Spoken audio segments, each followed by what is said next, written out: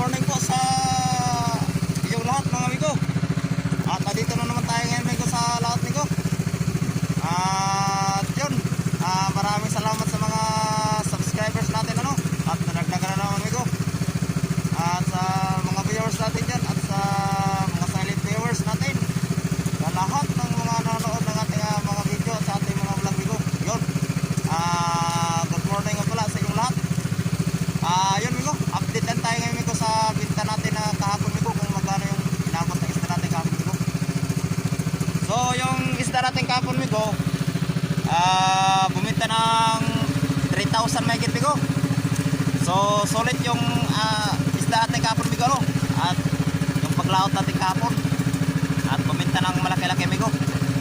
So sana ngayon amigo, sumipad pa rin ano yung isda kagaya kahapon. So, yung pala amigo at medyo tinanghali na tayo ngayon amigo at yun, may ginawa pa tayo sa bahay ano. At ito, gumawa pa tayo nito amigo. Yan o. Yan. Gumawa pa tayo nito at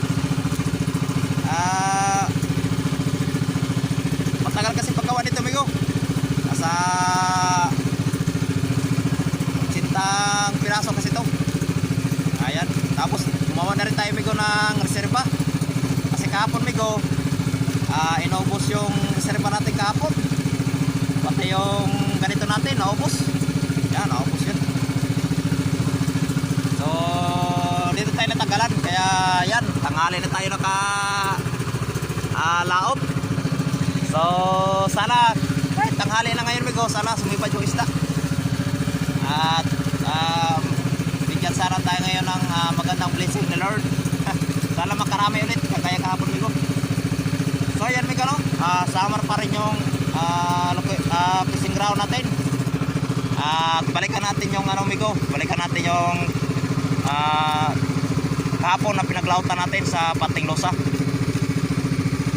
So ayan amigo, medyo malayo pa amigo yung tatakbuhin natin.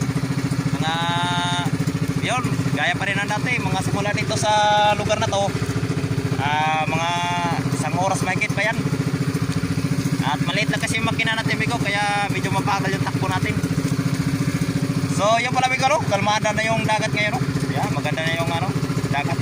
Saka yung langit amigo, kalmada na rin. Yan no.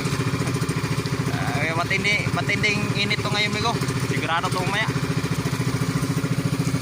At ayun, mamaya amigo, barbecue na naman tayo nito mamaya amigo.